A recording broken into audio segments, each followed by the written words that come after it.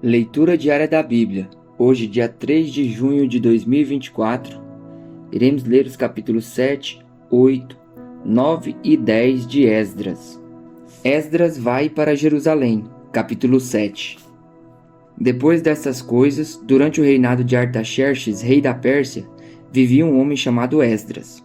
Era filho de Seraías, filho de Azarias, filho de Ilquias, filho de Salum, filho de Zadok, filho de Aitube, filho de Amarias, filho de Azarias, filho de Meraiote, filho de Zeraías, filho de Uzi, filho de Buque, filho de Abizua, filho de Finéias, filho de Eleazar, filho do sumo sacerdote Arão.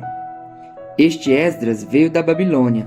Era um escriba que conhecia muito a lei de Moisés dada pelo Senhor, o Deus de Israel. O rei lhe concedera tudo o que ele tinha pedido, pois a mão do Senhor, o seu Deus, estava sobre ele. Alguns dos israelitas, inclusive sacerdotes, levitas, cantores, porteiros e servidores do templo, também foram para Jerusalém no 7º ano do reinado de Artaxerxes. Esdras chegou a Jerusalém no 5º mês do 7º ano desse reinado. No 1º dia do 1º mês, ele saiu da Babilônia e chegou a Jerusalém no 1º dia do 5º mês, porque a boa mão de seu Deus estava sobre ele, pois Esdras tinha decidido dedicar-se a estudar a lei do Senhor e a praticá-la, e a ensinar os seus decretos e mandamentos aos israelitas. A carta do rei Artaxerxes a Esdras. Esta é uma cópia da carta que o rei Artaxerxes entregou ao sacerdote e escriba Esdras, conhecedor dos mandamentos e decretos do Senhor para Israel. Ao sacerdote Esdras, escriba da lei do Deus dos céus, paz e prosperidade. Estou decretando que qualquer israelita em meu reino, inclusive entre os sacerdotes e levitas que desejar ir a Jerusalém com você, poderá fazê-lo. Você está sendo enviado pelo rei e por seus 7 conselheiros para fazer uma investigação em Judá e em Jerusalém com respeito à lei do seu Deus que está nas suas mãos. Além disso, você levará a prata e o ouro que o rei e os seus conselheiros voluntariamente ofereceram ao Deus de Israel, cuja habitação está em Jerusalém, além de toda a prata e de todo o ouro que você receber da província da Babilônia, como também as ofertas voluntárias do povo e dos sacerdotes para o templo do Deus deles em Jerusalém. Com esse dinheiro, compre novilhos, carneiros, cordeiros e o que for necessário para suas ofertas de cereal e de bebida, e sacrifique-os no altar do templo do seu Deus em Jerusalém. Você e seus irmãos poderão fazer o que acharem melhor com o restante da prata e do ouro, de acordo com a vontade de seu Deus. Entregue ao Deus de Jerusalém todos os utensílios que forem confiados a você para o culto no templo de seu Deus, e todas as demais despesas necessárias com relação ao templo de seu Deus serão pagas pelo tesouro real. Agora eu, o rei Artaxerxes, ordeno a todos os tesoureiros do território situado a oeste do Eufrates que forneçam tudo o que lhes solicitar o sacerdote Esdras, escriba da lei do Deus dos céus. Até 3,5 toneladas de prata, 100 tonéis de trigo, 10 barris de vinho, 10 barris de azeite de oliva e sal à vontade. Tudo o que o Deus dos céus tenha prescrito que se faça com presteza para o templo do Deus dos céus, para que a sua ira não venha contra o império do rei e dos seus descendentes. Saibam também que vocês não têm autoridade para exigir impostos, tributos ou taxas de nenhum sacerdote, levita, cantor, porteiro, servidor do templo e de nenhum dos que trabalham nesse templo de Deus. E você, Esdras, com a sabedoria que o seu Deus deu a você, nomeie magistrados e juízes para ministrarem a justiça a todo o povo do território situado a oeste do Eufrates, a todos os que conhecem as leis do seu Deus. E aos que não conhecem você deverá ensiná-las.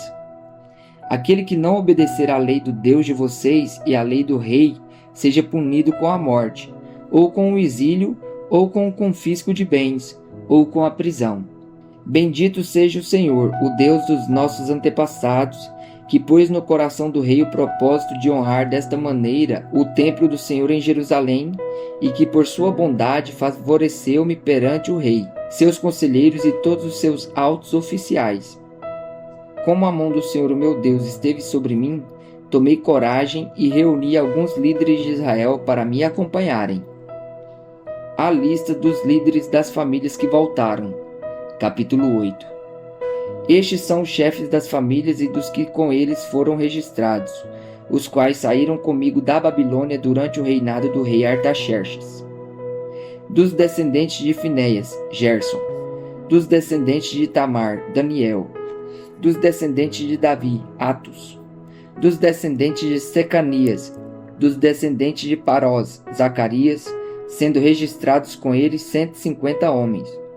Dos descendentes de Paate-Moabe, Elionai, filho de Zeraías, e com ele 200 homens. Dos descendentes de Zatu, Secanias, filho de Jaaziel, e com ele 300 homens. Dos descendentes de Adim, Ebed, filho de Jonatas, e com ele 50 homens. Dos descendentes de Elão, Jesaías, filho de Atalias, e com ele 70 homens. Dos descendentes de Cefatias, Zebadias, filho de Micael, e com ele 80 homens. Dos descendentes de Joabe, Obadias, filho de Jeiel, e com ele 218 homens. Dos descendentes de Bani, Selomite, filho de Josifias, e com ele 160 homens. Dos descendentes de Bebai, Zacarias, filho de Bebai, e com ele 28 homens. Dos descendentes de Asgade, Joanã, filho de Acatã, e com ele 110 homens. Dos descendentes de Adonicão, os últimos que chegaram, Elifelete, Jeiel e Semaías, e com ele 60 homens. Dos descendentes de Bigvai, Utai e Zabude, e com ele 70 homens. O retorno a Jerusalém. Eu os reuni junto ao canal que corre para Aavá, e acampamos ali por 3 dias.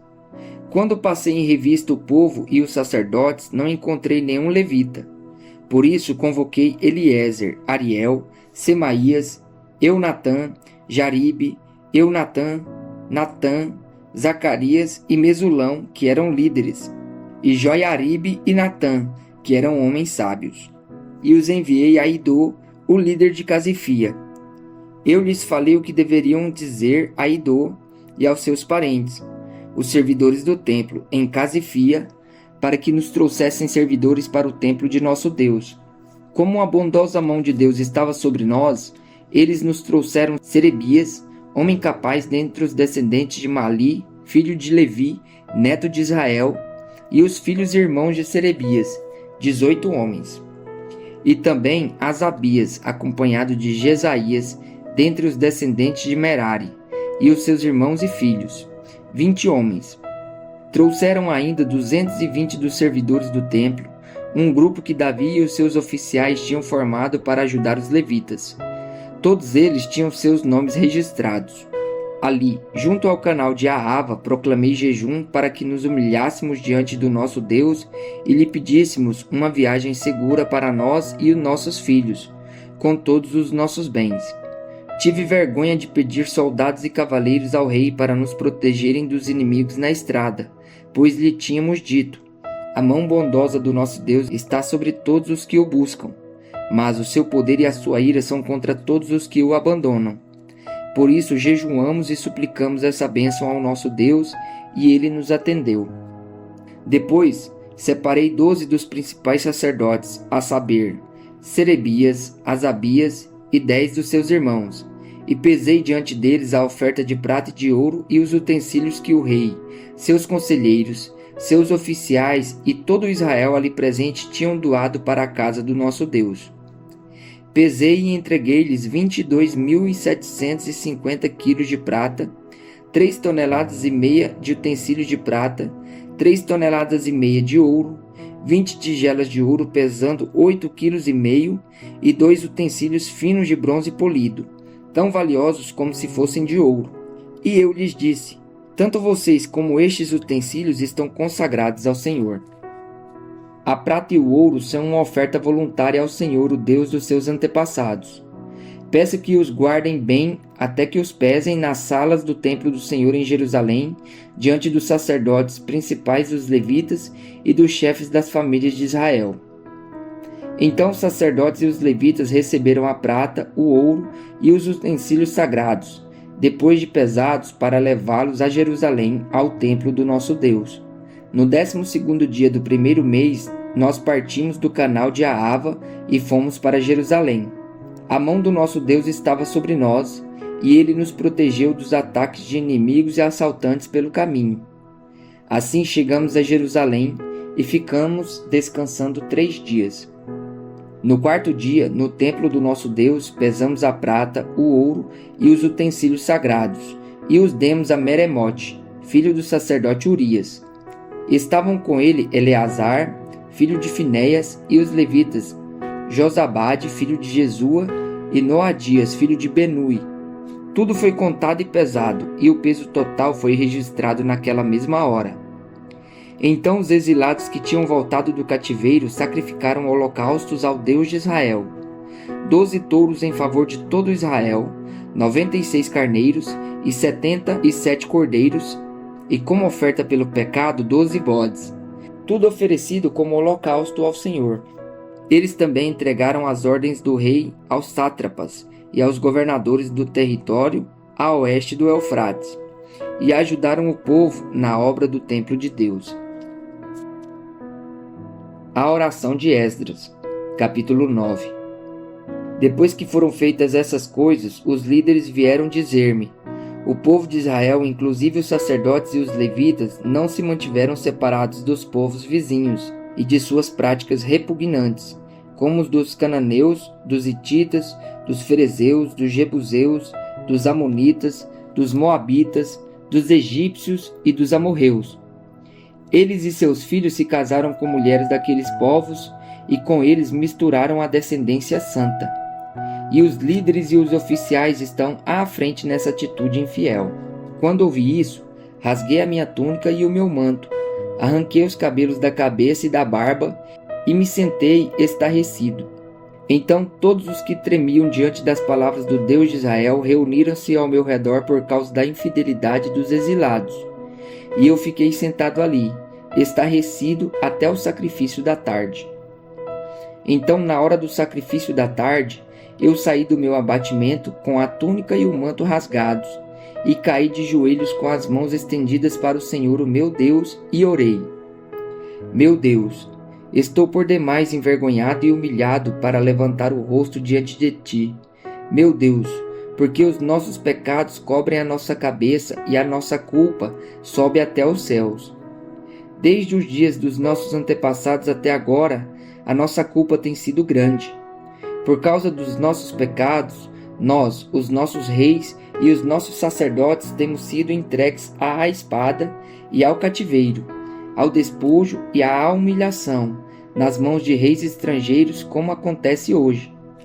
Mas agora, por um breve momento, o Senhor, o nosso Deus, foi misericordioso, deixando-nos um remanescente e dando-nos um lugar seguro em seu santuário.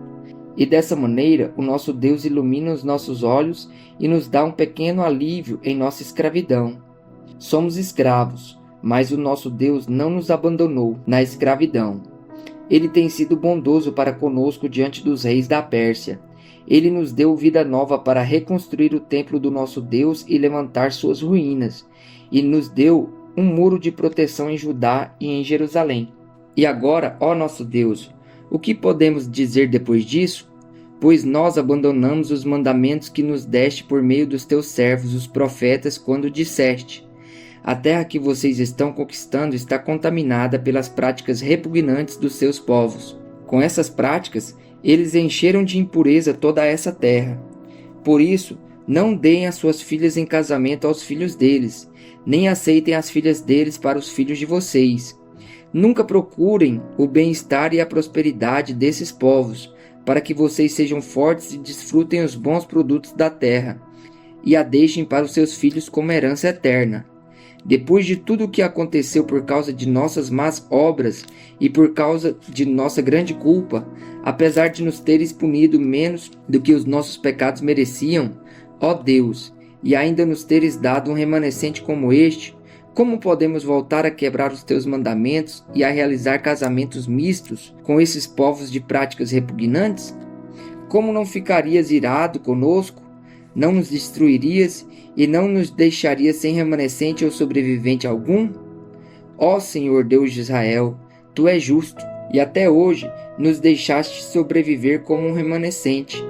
Aqui estamos diante de Ti com a nossa culpa, embora saibamos que por causa dela nenhum de nós pode permanecer na Tua presença. A confissão do pecado do povo. Capítulo 10. Enquanto Esdras estava orando e confessando, chorando prostrado diante do templo de Deus, uma grande multidão de israelitas, homens, mulheres e crianças, reuniram-se em volta dele.